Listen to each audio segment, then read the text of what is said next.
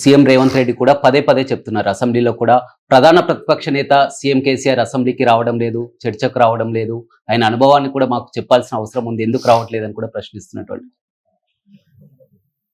ఈ దొంగ డ్రామాలు, ఈ చిల్లర చేష్టలు ప్రజలు అర్థం చేసుకుంటున్నారు. నీ మాట్లాడే భాష, నీ వ్యంగ్యం, నీ మెడిసిపాటు అన్ని చూస్తున్నారు ప్రజలు. ఉపయోగిస్తున్న భాష ఇంకా నేను మొహానికి తెలంగాణ భాషను మాట్లాడుతున్నాను. తెలంగాణ పరుగు తీర్చండి, అది తెలంగాణ భాష అవుతుందా? ఇప్పుడు నేను మొహానికి అనే పదం ఉపయోగించాను, నేను ఉపయోగించాను, మొదటిసారి ఉపయోగిస్తున్నాను. నువ్వు తెలంగాణ తీసుకొచ్చిన కేసీఆర్ గారికి నువ్వు ఇస్తున్న గౌరవం, నువ్వు ఇస్తున్న మర్యాద, నువ్వు మాట్లాడుతున్న విధానం మాలాంటి వాళ్ళని కూడా మాట్లాడే పరిస్థితి వస్తావు. అది అడిగే విధానం, మాట్లాడే విధానం వచ్చింది. గ్రహపాట్లనో పొరపాట్లనో నీకు ఒక అవకాశం వచ్చింది, ఉండాలి కదా. ఆ పదవి దగ్గర హుందాతనం ప్రదర్శించాలి కదా, ప్రజల కొరకైనా ఆ పదవి కొరకైనా. నీకంటే ముందు చాలా మంది మంత్రులు అయినా, ముఖ్యమంత్రులు అయినరు. ఎప్పుడన్నా ఒకసారి తెలంగాణలో ద్రోహం చేసిన ఆంధ్ర ముఖ్యమంత్రులు కూడా ఎవరు అట్లా మాట్లాడలేదు. నీ బాసు నిలువెల్ల విషయం ఉంటే నీ బాసు తెలంగాణ అడ్డుకోవడానికి ఎన్ని కుట్రలు కుతంత్రాలు చేసినా మేము ఎప్పుడు అలాగే ఉపయోగించాలి, ఆ భాష ఉపయోగించాలి. అప్పటి మా శాసనసభ్యులు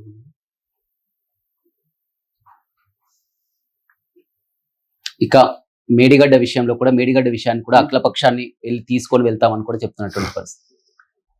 ఇంకా ఆయన సీనియారిటీని గౌరవిస్తా, నీ తోటి సీనియారిటీని మంత్రినే గౌరవించేసి ఇది లేదు, నీకు అజ్ఞానం లేదు, ఐంగితం లేదు.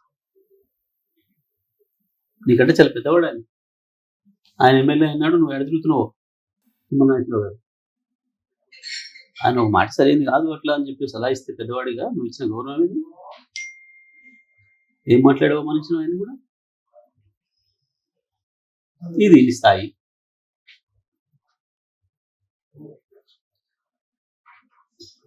తీసుకుపోతాడు మేడిగడ్డ దారి తెలుసా ఈయనకు? మేడిగడ్డ ఇంచు కేసీఆర్ చూపించినాడు, కేసీఆర్ కట్టించినాడు. అది ఎదురొచ్చిన మరి సరి చేస్తే పోతారు. ఇంకా చిల్లర చేస్తారు. నీకు తెలియదా? మేము 30 నాడు 13 నాడు సభ పెట్టుకున్న సంగతి నీకు తెలియదా?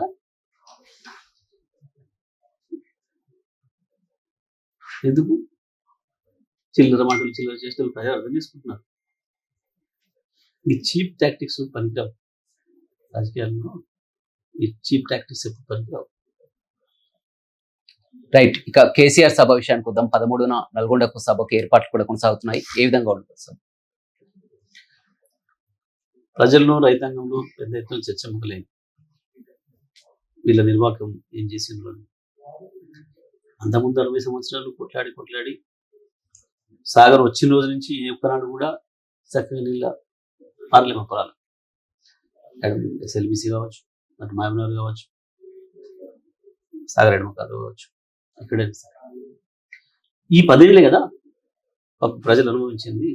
ఇది మాది అని చెప్పి ధైర్యంగా మేము దీనికి యజమానులు అని చెప్పి భావించింది ఈ 10 ఏళ్ళే తెలంగాణ రైతులు.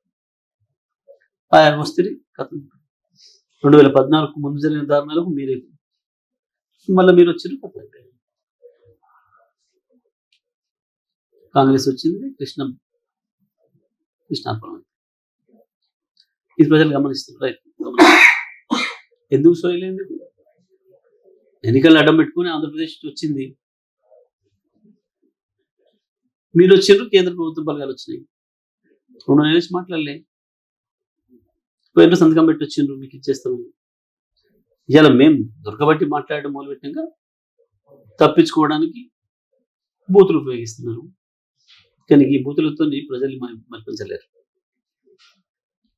ఈ కృష్ణా జిల్లాల మీద పోరాటం చేయాలంటే కేంద్రంపై పోరాటం చేయాలి, కానీ నల్గొండలో వచ్చి కేసీఆర్ పోరాటం చేస్తే ఏమొస్తుందని కూడా సీఎం రేవంత్ రెడ్డి అంటారు.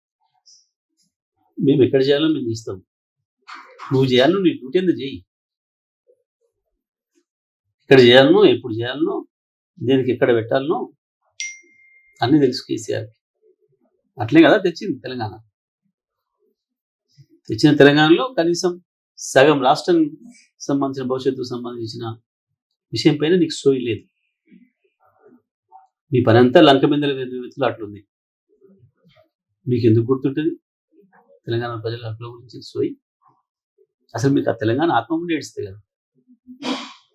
తెలంగాణ ఆత్మ ఉంటే వస్తుంది ఆలోచన, ఏమవుతుంది నా రాష్ట్రం, నా ప్రజలు ఏమవుతుంది మిస్ అయ్యి వాళ్ళ మేము చూసి బయట పెట్టి మాట్లాడితే గందరగోళమై ఇప్పుడు ఏం చేయాలో తెలియక బూతులకు ఎత్తుకుంటున్నాం. దమ్ముంటే చాలా కొట్లాడదాం పందరం కలిసి. అధికారంలో నువ్వు ఢిల్లీ పో, నేను నీకు కదా సెగ పెట్టాలి, నువ్వు కదలాలి కదా. నువ్వు రాసిచ్చి వచ్చి నన్ను ఢిల్లీ పో, ప్రజల్ని కదిలించడం పెట్టిలో, ప్రజల్ని నడపడం పెట్టిలో కేసీఆర్ బాగా తెలుసు. రేపు జరగబోయే సభకు కూడా షరతులతో కూడినటువంటి పర్మిషన్ ఇచ్చింది. వ్యక్తిగత దూషణలు కానీ, పరస్పరం విమర్శించుకోవడం కానీ, ఇలాంటివి ఏం చేయకుండా కొన్ని కండిషన్స్ తో కూడా పర్మిషన్ ఇచ్చినటువంటి పరిస్థితి. రొటీనే కాబట్టి పెద్ద ఈ కండిషన్లో మేమే పెడతాం. ఆ కండిషన్ లేవు, అవన్నీ ఎవరైనా చేయాల్సిన పని. ఆ కండిషన్స్ ఇంకోటి ప్రధానమైనటువంటి వార్త చూసినట్లయితే సీఎం రేవంత్ రెడ్డికి సుప్రీంకోర్టు నోటీసులు కూడా ఇవ్వడాన్ని ఎలా చూస్తారు? గతంలో ఇప్పుడు ఓటుకు నోటు కేసులో ఉన్నటువంటి రేవంత్ రెడ్డిని ఇక్కడి నుంచి కేసు మధ్యప్రదేశ్కి మార్చాలని, భోపాల్కి మార్చాలని మీరే పిటిషన్ దాఖలు చేయండి, ఎలా చూస్తారు? అవును, తప్పకుండా. ముఖ్యమంత్రి, హోంమంత్రి ఆయన మీద విచారణ జరపమంటారు. ఎట్లా ఫేర్ జరుగుతుంది విచారణ? గతంలో చాలా సందర్భాలు ఉన్నాయి.